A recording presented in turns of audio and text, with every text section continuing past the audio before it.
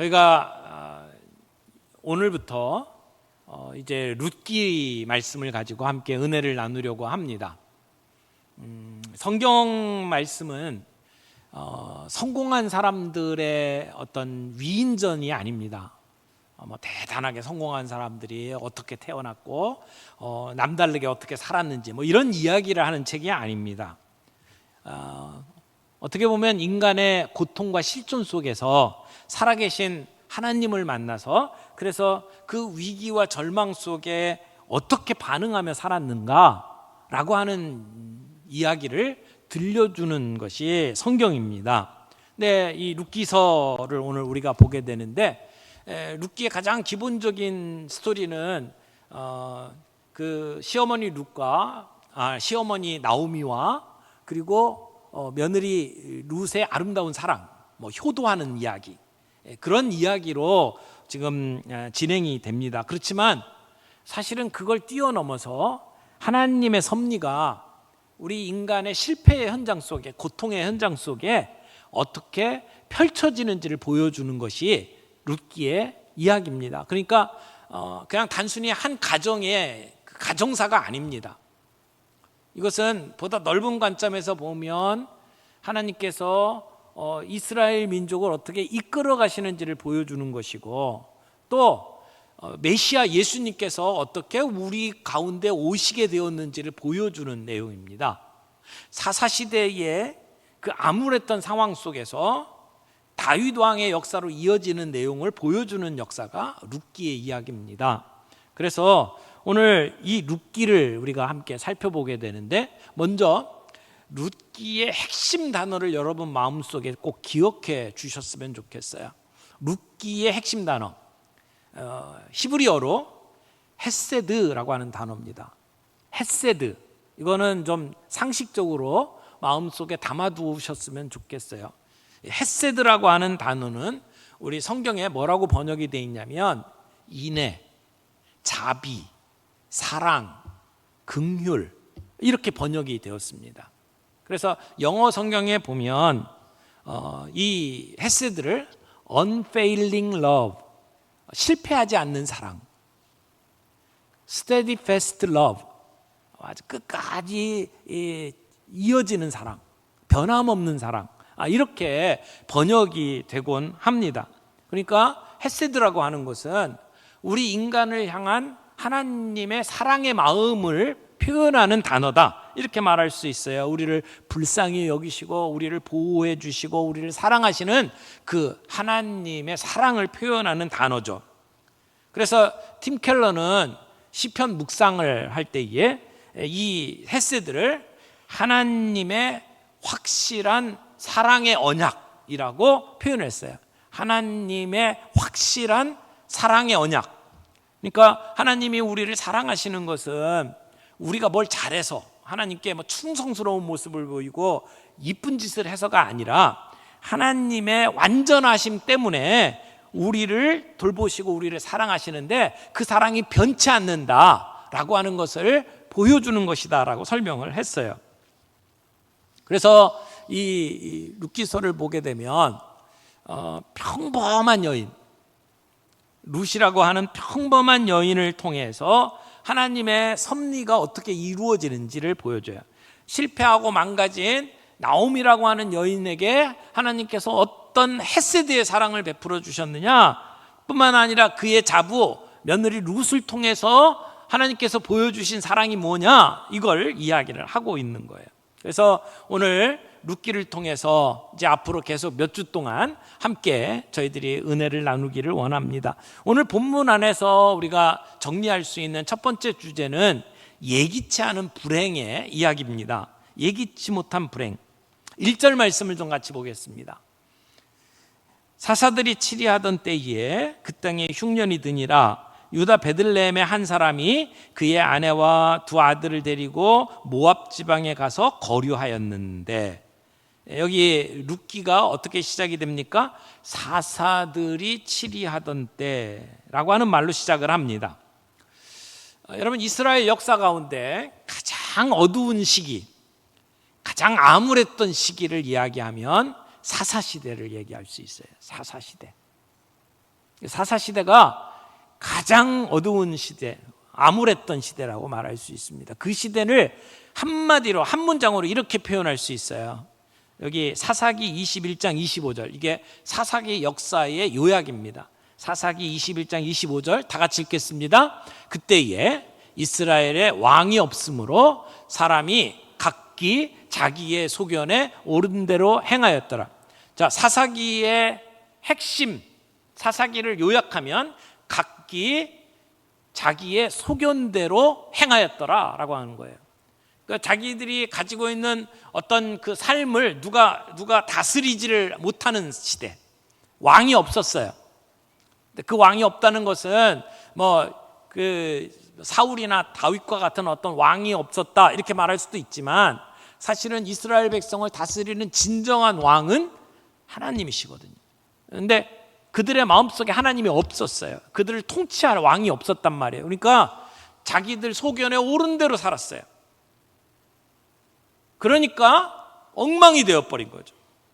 그래서 영적 암흑의 시대, 혼돈기의 시대 이렇게 말할 수가 있습니다. 근데 지금 이 사사들이 다스리던 때에 어떤 일이 벌어졌죠? 1절 다시 한번 보세요. 뭐라고 시작합니까?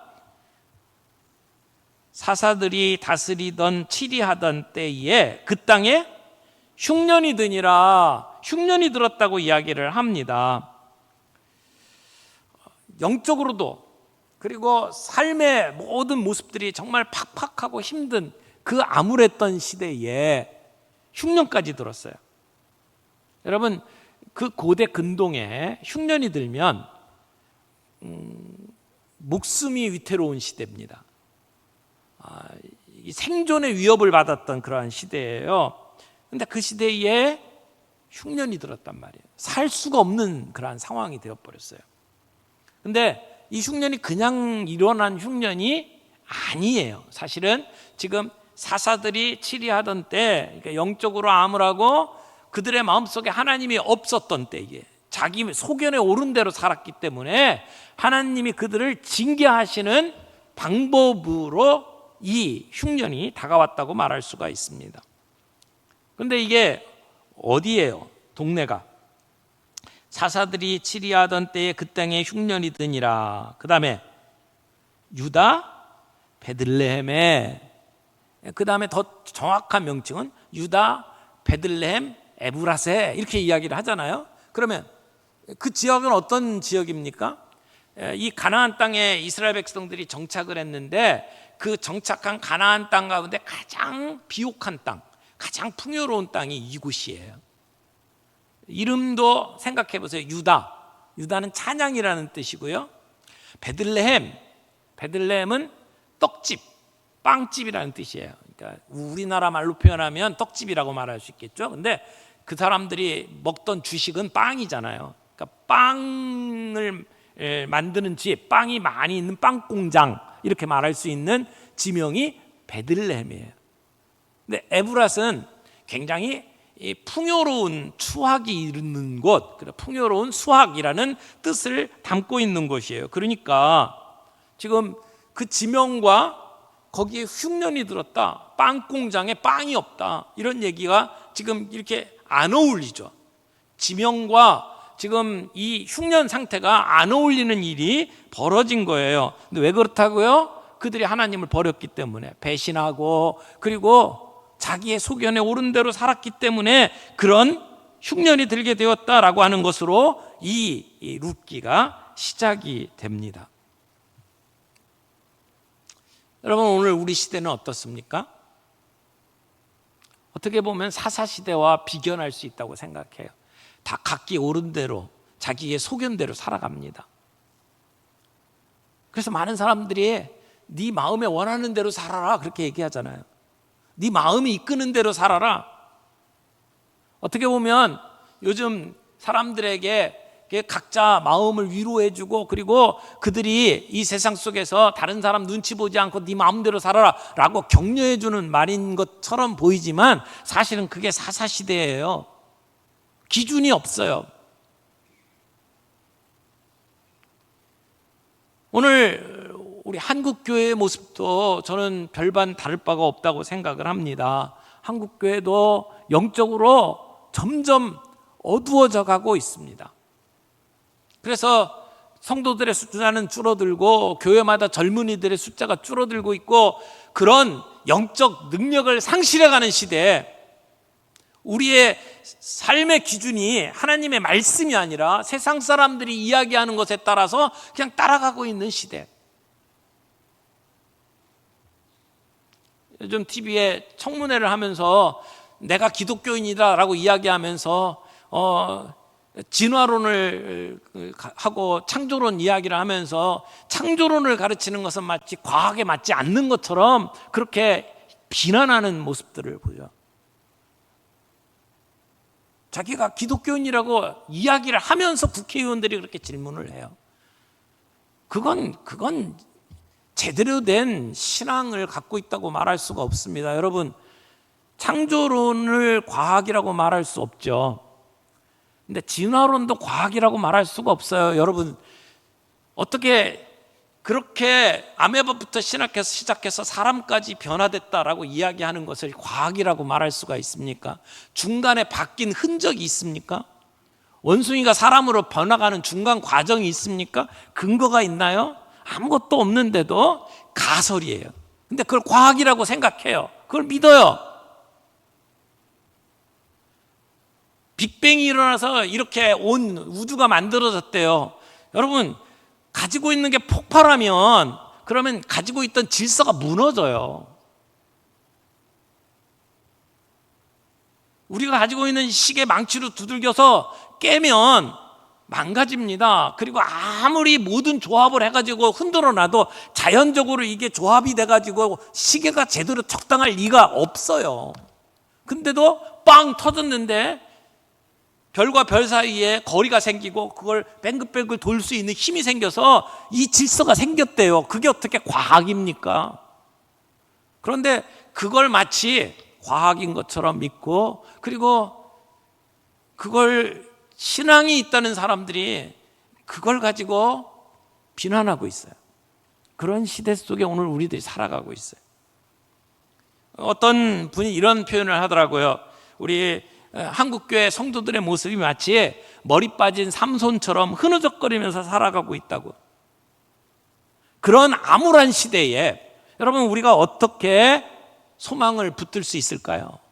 이렇게 깜깜한 시대에 우리는 우리에게 다가오는 이러한 고통과 고난을 어떻게 대해야 될까요? 오늘 룻기가 우리에게 보여주는 메시지예요.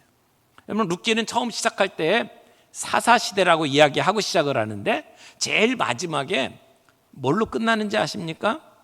룻기 제일 마지막에 다윗을 낳았더라 이렇게 끝나요. 다윗을 낳았더라. 한국말로는 낳았더라가 마지막 단어인데 히브리어 성경을 보면 낳았더라 다윗을, 그래서 마지막 단어가 다윗이에요. 사사시대 다윗. 그래서 이스라엘 백성들에게 하나님께서 결국 왕을 주십니다. 근데 사람이 원하는 왕 사울, 근데 하나님께서 사울은 패하셔요. 그리고 하나님의 마음에 합한 왕 다윗을 세우시죠. 그러니까 하나님의 마음속엔 다윗이 있는 거예요. 그러면 사사들이 다스리던 시대에서 하나님이 생각하는 하나님의 마음에 합한 왕까지 이어지는 그 과정에 지금 이 룻기가 있는 거예요. 근데 어떻게 다윗이 옵니까? 룻이라고 하는 여인을 통해서 다가오게 되잖아요. 그래서 이 룻기가 정말 의미 있는 책입니다.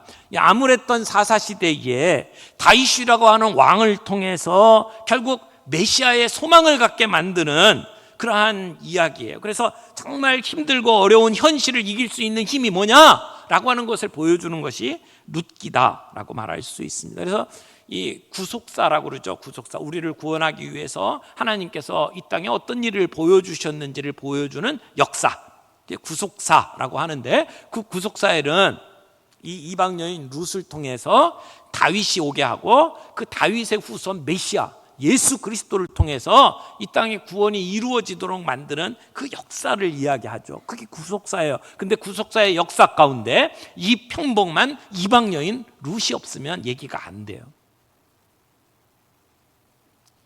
자, 두 번째 우리가 생각할 것은 고통 속에 피어나는 소망의 이야기입니다. 1절 다시 한번 보겠습니다.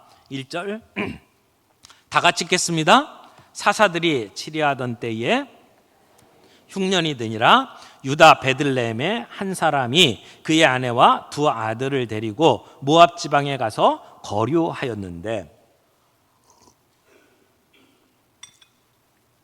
이야기의 시작은 한 사람으로 시작합니다. 그 한 사람의 이름이 2절에 보니까 그 사람의 이름이 뭐라고 그래요? 엘리멜렉이래요. 2절 보겠습니다. 그 사람의 이름은 엘리멜렉이요, 그의 아내 이름은 나오미요, 그의 두 아들의 이름은 말론과 기련이니 유다 베들레헴 에브랏 사람들이더라. 그들이 모압 지방에 들어가 거기 살더니, 이렇게 이야기하고 있습니다. 그러니까 지금 처음에 이 이야기는 엘리멜렉 가정의 이야기로 시작이 돼요. 마치 엘리멜렉이 주인공처럼 보여요. 그런데 금방 죽어버리죠. 그리고는 더 이상 언급이 안 됩니다. 지금 엘리멜렉의 가정에 흉년이 다가온 겁니다. 유다 베들레헴 에브랏 출신이에요. 풍요로운이라는 이름을 갖고 있는 그 지방에서 빵집이라는 이름을 갖고 있는데 빵 공장에 빵이 없는 상황이 되어버린 거죠. 근데 그런 어려운 상황이 되니까 이 사람들이 어떻게 합니까? 모압으로 이민을 갑니다. 그래서 1절에도 그들을 소개할 때 모압 지방에 가서 거류하였는데, 거류했다. 그 다음에 2절에서도 모압 지방에 들어가서 거기 살더니, 이렇게 표현하고 있죠. 그러니까 이 사람들이 베들레헴에 살다가 흉년을 만나니까 어디로 간 거예요? 모압으로 간 거예요. 그런데 여러분, 모압으로 가면서 이 결정을 하는데 하나님께 기도해서 하나님의 뜻을 구했다라는 말이 없어요. 그리고 이 시대는 어떤 시대라고요? 사사시대. 그래서 그들이 어떻게 결정했어요? 자기 소견에 오른 대로. 그러니까 지금 모압으로 가는 것도 자기 소견에 오른 대로 결정한 것뿐이에요. 그래서 하나님의 약속의 땅 베들레헴에 살다가 그 약속을 포기하고 모압으로 가는 거예요. 여러분, 모압이 어떤 땅입니까? 모압은 아브라함의 조카 룻이 아니라 롯, 비슷하죠? 롯의 후손들이 만들어진 그러한 그 족속이죠. 그러니까 롯의 후손이에요. 근데 이 사람들이, 이스라엘 백성들이 애굽에서 나와가지고 가나안으로 가는 도중에 모압을 지나가야 되는데 자기 그 지방을 못 지나가게 만들었던 사람들이에요. 그래서 하나님의 백성들을 못 살게 굴고 비난하고 괴롭혔던 민족이거든요. 그래서 하나님께서는 이 모압 족속은 절대 이 이스라엘 회중에 들어오지 못한다라고 아주 못을 박았어요. 그게 신명기 23장 3절 말씀이에요. 볼까요? 암몬 사람과 모압 사람은 여호와의 회중에 들어오지 못하리니 그들에게 속한 자는 10대뿐 아니라 영원히 여호와의 총회에 들어오지 못하리라. 하나님께서 이 이스라엘 백성과 모압은 결코 섞일 수 없는 민족으로 아예 정리를 해놓으셨단 말이에요.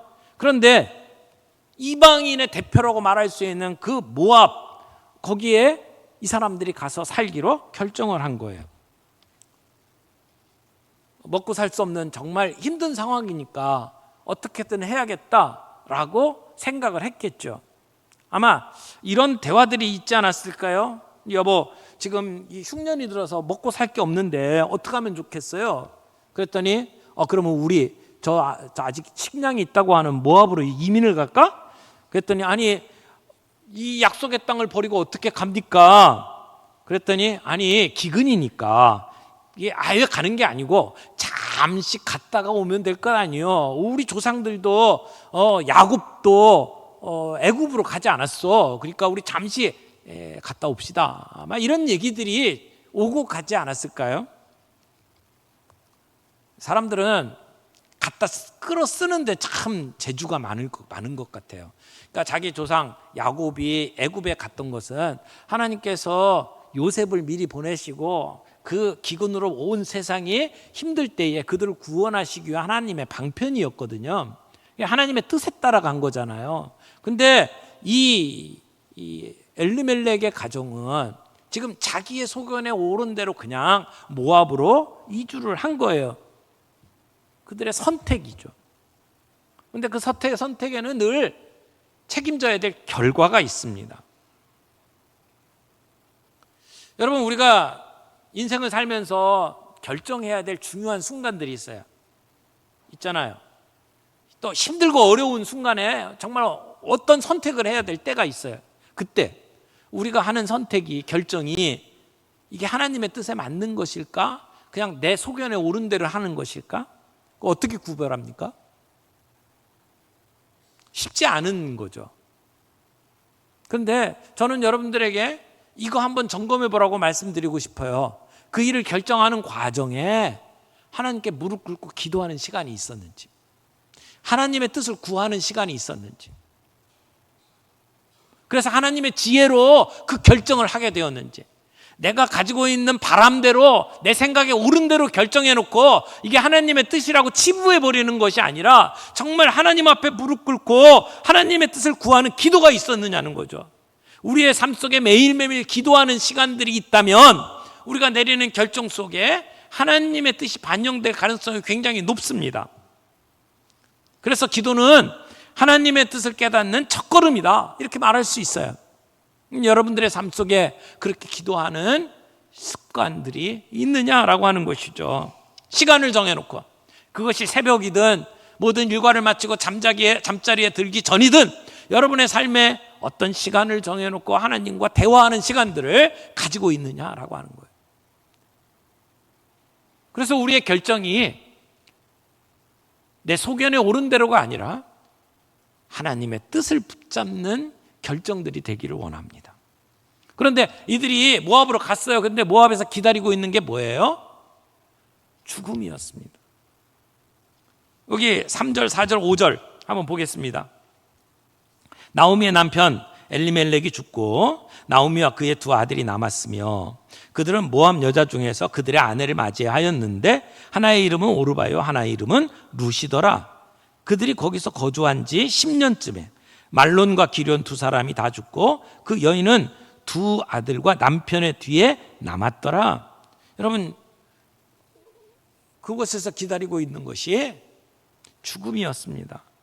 먼저 남편이 죽죠.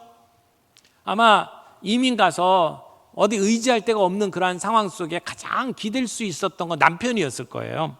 근데 그 남편이 죽었어요. 근데 고대 근동 지역에서는 혼자 사는 분들, 과부들이 혼자 살 수가 없어요. 먹고 살 수 있는 길들이 막막해요. 다행히 나오미에게는 두 아들이 있었잖아요. 장성한 아들. 그러니까 얼마나 그 두 아들이 의지가 됐겠어요. 남편은 죽었더라도 그 두 아들을 의지하면서 살았겠죠. 그래서 자부를 얻고 그리고 오손도손 살아가는 모습을 보면서 나름대로 소망을 가졌을 거예요. 근데 10년 안에 두 아들이 다 죽고 맙니다. 무슨 이유로 죽었는지 성경은 설명하지 않아요. 근데 이 아들의 이름의 뜻을 보게 되면 말론이라고 되어 있는 뜻은 병약하다라는 뜻이고 기럨이라는 말은 쇠약하다 이런 뜻이에요. 비슷한 말이죠. 그러니까 아마 병들고 쇠약해서 죽었다라고 하는 것을 보여주는 이름이 아닐까 하는 생각이 듭니다. 그런데 어쨌든 근데 그들이 죽은 것이 하나님의 징계로 말미암아 죽은 것인지 단순한 죽음이었는지 성경에서 이야기하고 있지는 않아요. 하지만 이들이 이스라엘 백성이면서 모압 땅에 가서 모압 여인과 아무 생각 없이 결혼을 했다, 이방 여인과 결혼했다라고 하는 기록을 보면 신앙적으로 그들은 무너져 있었다 이렇게 말할 수밖에 없어요. 그래서 신앙적인 기준이 없었다.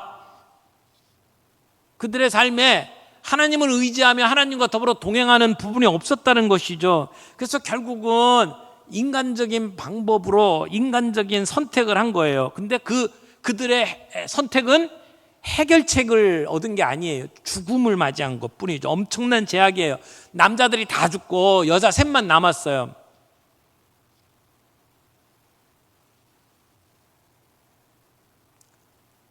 그들에게 소망이 있겠습니까?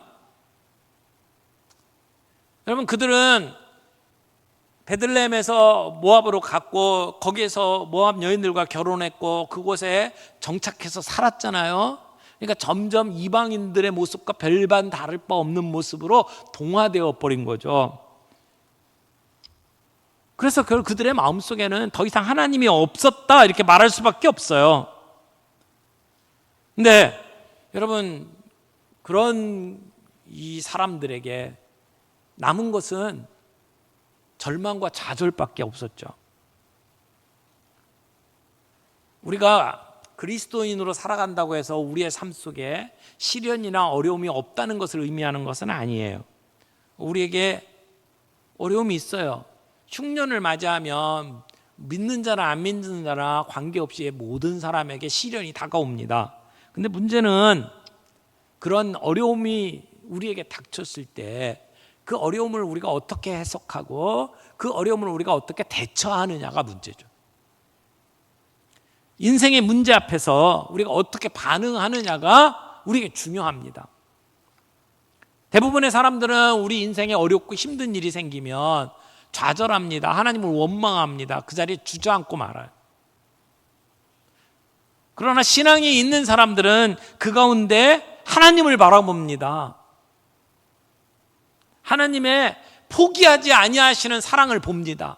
그래서 하나님을 의지하며 그 문제를 해결해 갑니다. 우리 하나님은 자기 백성을 잊지 아니하시는 하나님이셔요.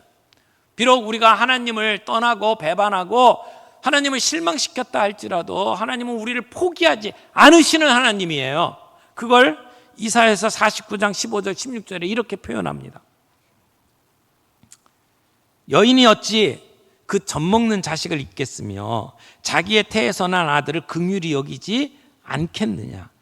그들은 혹시 잊을지라도 나는 너를 잊지 아니할 것이다. 내가 너를 내 손바닥에 새겼고 너의 성벽이 항상 내 앞에 있나니. 여러분, 하나님은 잊지 않으시는 하나님. 여러분, 여인들이 아이를 낳으면, 그래서 그 아이에게 젖먹이는 엄마라면 어찌 그 아이를 잊겠습니까? 그게 모든 엄마의 마음 아닙니까? 근데 설령 그 엄마가 아이를 잊는다 할지라도 하나님은 우리를 잊지 아니하신다라고 말씀을 합니다. 그러므로 우리가 인생에 문제가 생겼을 때에 피한다고 해결할 수 있는 게 아니에요. 그 문제를 가지고 잊지 아니하시고 오늘도 우리를 생각하시고 우리에게 사랑을 베풀어 주시는 하나님께 들고 가는 것이 필요한 거죠. 하늘은 언제나 열려 있습니다. 우리가 그분께 가면 길이 있어요. 그분께 가면 흉년을 풍년으로 바꿔 주실 수가 있습니다. 그래서 시편 30편 5절에 보면 시편 기자가 이렇게 노래하잖아요. 그의 노염은 잠깐이요 그의 은총은 평생이로다. 저녁에는 울음이 깃들지라도 아침에는 기쁨이 오리로다. 비록 우리가 어려운 일을 만나고 힘든 일을 만나서 우리의 마음속에 울음이 있고 슬픔이 있다 할지라도 우리가 주님께 나아가면 다음 아침에는 기쁨이 있다 이렇게 이야기를 합니다. 우리 인생을 살다 보면 우리 인생 속에 흉년이 찾아올 때가 있단 말이에요. 아무도 그 흉년에서 제외되는 사람 없습니다. 그런데 문제는 그 흉년을 어떻게 맞이하느냐는 거죠. 때때로는 우리의 삶 속에 경제적인 흉년이 찾아옵니다. 풍요로웠던 우리의 삶에 빈곤이 찾아올 때가 있어요. 어떤 때는 우리의 몸에 질병이 찾아와요. 육체적인 흉년이죠. 그렇게 건강할 것 같았던 우리의 몸에 문제들이 생겨납니다. 그런데 이것보다 더 무서운 흉년이 있어요. 영적인 흉년. 영적인 흉년. 주님을 사모하고 사랑하던 우리의 마음이 식어지고 말씀 읽기도 싫고 기도하기도 싫고 그런 때가 종종 우리에게 다가올 수 있죠. 그런데 문제는 이런 것들이 믿음이 좋다라고 하는 사람들에게도 찾아온단 말이에요. 근데 찾아오는 게 문제가 아니고 그걸 어떻게 대처하느냐의 문제가 있단 말이에요. 그걸 어떻게 우리가 감당하느냐, 그 문제가 있을 때 우리가 어떻게 대처하느냐. 근데 놀랍게도 우리에게 이런 흉년들이 찾아올 때 하나님이 우리의 삶 속에서 정말 놀라운 일들을 하셔요. 그래서 흉년을 풍년으로 바꾸시는 놀라운 역사들을 우리가 경험하게 된단 말이에요. 그러므로 우리는 우리의 인생에 흉년이 다가오더라도 두려워할 이유가 없어요. 상심하고 포기할 이유가 없어요. 왜? 하나님의 그 헤세드의 사랑이 우리를 붙잡고 있기 때문에. 근데 우리가 그 사건을 만났을 때에 그 사건을 어떻게 보느냐, 어떻게 해석하느냐, 그리고 그것에 어떻게 대처하느냐, 이게 문제라는 것이죠. 엘리멜렉과 나오미는 흉년을 만났을 때에 피했어요. 도망갔어요. 그래서 모압이라는 땅으로 이민 간 거죠. 하나님께 물어보지도 않고 약속의 땅을 버리고 하나님을 잊어버리고 모압 땅에 간 겁니다. 그러나 더 놀라운 일은 그런 상황 속에서도 하나님은 나오미를 포기하지 않았다는 겁니다.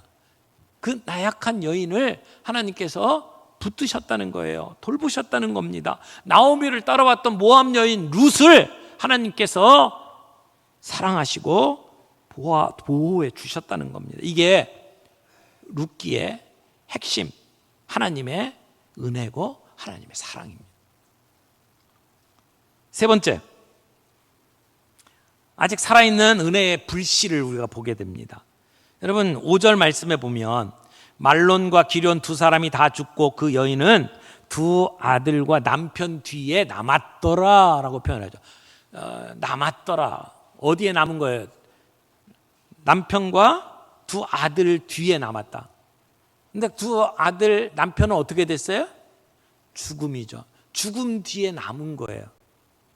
그러면 이 상황이 긍정적인 상황이에요? 부정적인 상황이에요? 부정적인 상황이죠. 그 당시에 여자 혼자 살아갈 수 없는 그 시절에 지금 믿었던 남편과 아들들이 죽고 지금 세 여인만 달랑 남았단 말이에요. 그건 정말 암울한 상황이에요. 고통과 절망과 죽음으로 가득 찬 그러한 상황이에요. 그러나 남았더라라는 말 속에는 아직 뭔가 남아있는 거죠. 뭔가가 남아있어요. 하나님의 은혜의 불씨가 남아있는 것을 보여주는 말씀이다. 그렇게 말할 수 있습니다. 희망이 없어 보이는 절망적인 상황 속에도 하나님의 은혜의 불씨는 살아있습니다. 사랑하는 성도 여러분, 하나님이 개입하시면 그 깜깜한 곳에 빛이 있을 수 있다는 겁니다. 희망이 없지만 하나님의 은혜의 불씨가 남아있다는 것입니다.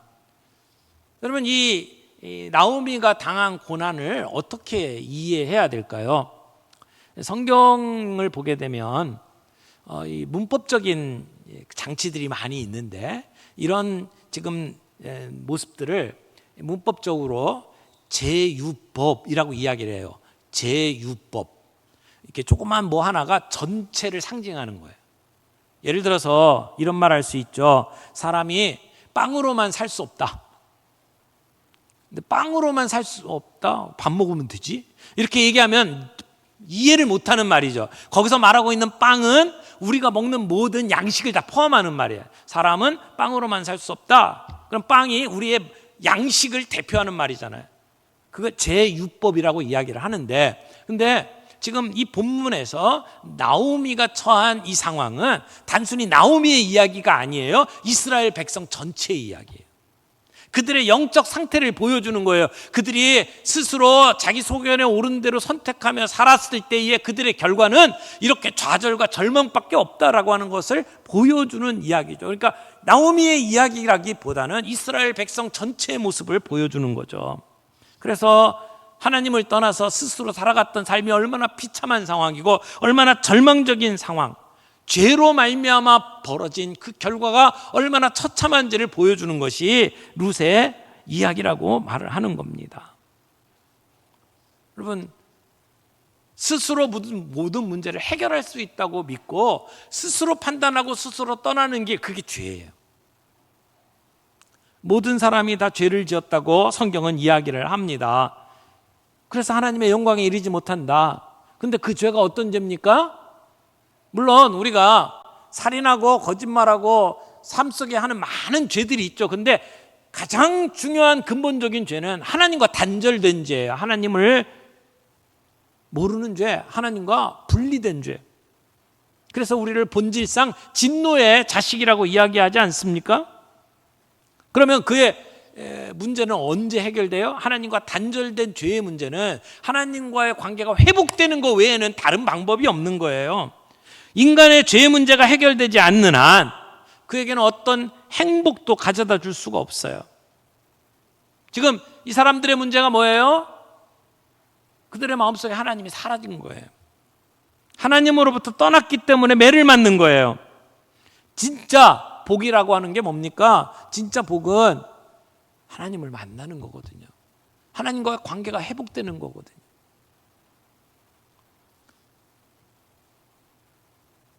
우리의 삶 속에 하나님을 떠나서 관계가 깨지고 그래서 우리의 삶 속에 문제가 생기고 고난이 생기고 어두움이 있다면 우리는 하나님을 바라봐야 합니다. 존 파이퍼 목사님이 설교를 하면서 이런 얘기를 했어요. 우리에게 이런 고난들이 닥칠 때 사탄에게 결정권을 주거나 그 고통이 우연의 산물이라고 치부하는 것은 사실이 아니다. 그리고 그것이 우리에게 유익을 가져다 주지도 않는다. 온 세상이 무너져 내리는 가운데에서도 하나님이 모든 것을 다스린다라고 하는 확신이 우리에게는 반드시 필요하다. 여러분, 우리의 삶 속의 모든 문제에 우리 하나님이 다스리신다고 하는, 하나님이 주관자가 되신다고 하는 믿음으로 돌아가시기를 바랍니다. 그때 우리의 문제가 해결된다는 거예요. 나오미는 이 어려운 상황 속에서 자기의 문제가 무엇인지를 드디어 깨닫게 됩니다. 그게 룻기 1장 13절 말씀에 한번 보겠습니다. 룻기 1장 13절에 보면 룻이 이런 말을 해요. 너희가 어찌 그들이 자라기를 기다리겠으며 어찌 남편 없이 지내겠다고 결심하겠느냐. 내 딸들아 그렇지 아니하니라. 그 다음에 다 같이 읽겠습니다. 여호와의 손이 나를 치셨으므로 나는 너희로 말미암아 더욱 마음이 아프도다 하매. 지금 나오미가 뭐라고 이야기하냐면 하나님이 나를 치셨대요. 여호와의 손이 나를 치셨다라고 이야기하고 있어요. 어떻게 보면 이것은 나오미의 한탄이에요. 지금 내가 이렇게 막 쫄딱 망한 거 하나님의 여호와의 손이 나를 치셨기 때문이다라고 지금 한탄하면서 하는 말이죠. 그러면서도 동시에 이 모든 문제가 하나님을 떠났기 때문에 하나님께서 나를 징계하신다라고 고백하는 신앙적인 고백이에요. 여러분, 우리의 삶에 고통이 찾아올 때 자포자기하거나 낙심하지 않기를 바랍니다. 하나님이 우리를 치셨고 하나님이 우리를 버리셨다라고 생각한다면 이제 두 손 들고 하나님을 향해서 가면 되는 거잖아요. 하나님은 우리를 치신다 할지라도 우리가 주님 앞에 돌이킬 때에 다시 우리를 끌어안아 주시고 사랑하시는 하나님이에요. 그렇게 되기를 기다리시는 하나님이에요. 그런 끊임없는 사랑을 가지고 우리를 기다리고 계신 주님이시기 때문에 잠시도 잊지 아니하시고 우리를 지켜보시는 그 하나님의 사랑을 깨닫고 주님께 돌아가는 길만이 해결책이라고 하는 것을 우리가 잊지 않았으면 좋겠습니다. 하나님은 이 이스라엘 백성들의 영적 탈선을 눈 감아 주시지 않았어요. 그들을 징계하셨어요. 그래서 세 남자가 다 죽습니다. 그러나 그것으로 끝이 아니란 말이에요. 하나님은 은혜의 불씨를 남겨놓았어요. 나무를 자르면 밑둥이 그루터기가 남아있는 것처럼 은혜의 그루터기를 남겨놓으셨다라는 것이죠. 그래서 나오미와 룻을 통해서 하나님은 그들을 사랑하시고 그들에게 넘치는 은혜를 베풀어 주시는 겁니다. 우리가 잘못된 결정을 내리고 실패했다 할지라도, 우리가 실수했다 할지라도, 그래서 우리의 삶 속에 고난과 고통이 찾아온다 할지라도 하나님은 그것을 다 버무러서 모든 것이 합력하여 선을 이루게 만드시는 하나님이신 것을 믿으시기 바랍니다. 그들이 흉년의 때에 하나님께 물어보지도 않고 스스로 자기 소견에 옳은 대로 판단해서 모압으로 도피 행각을 벌였다 할지라도 하나님은 그들이 상상하지 못했던 방식으로 그들의 삶을 역전시켜 주셨어요. 그래서 비극적인 가정에 드디어 여호와 하나님이 등장하십니다. 이게 은혜입니다. 하나님이 찾아오시면 역전의 은혜가 있습니다. 우리의 삶 속에 흉년으로 고통당하던 것이 풍요로 채워질 수 있단 말이에요. 우리 인생의 가장 어두운 순간에 하나님은 찾아오셔서 헤세드, 그 자비와 사랑을 베풀어 주십니다. 우리의 실패마저도, 우리의 배반했던 마음까지도 하나님께 드리면 하나님은 긍휼히 여기시고 새로운 소망의 길로 우리를 인도해 주신다는 것입니다. 사랑하는 성도 여러분, 우리의 삶 속에 어려운 일들이 있을 때 그것에 포기하지 않길 바랍니다. 끝날 때까지 끝난 게 아닙니다. 우리의 인생은 아직 미완성입니다. 우리의 인생의 흉년이 찾아왔을 때 그때 하나님께 가까이 다가가는 은혜가 저와 여러분들에게 있기를 바랍니다. 오늘 우리가 룻기를 통해서 우리가 어떤 역경을 만난다 할지라도 우리의 인생에 역전의 은혜를 베풀어 주시는 하나님을 붙잡기를 바랍니다. 그분을 의지하며 나아갈 수 있기를 바랍니다. 그래서 역전시켜 주시는 은혜를 우리가 함께 누릴 수 있기를 바랍니다. 오늘도 헤세드의 사랑으로 우리를 기다리고 계시는 주님, 그분께 달려가서 그분께 안기는 우리의 인생이 되기를 바랍니다.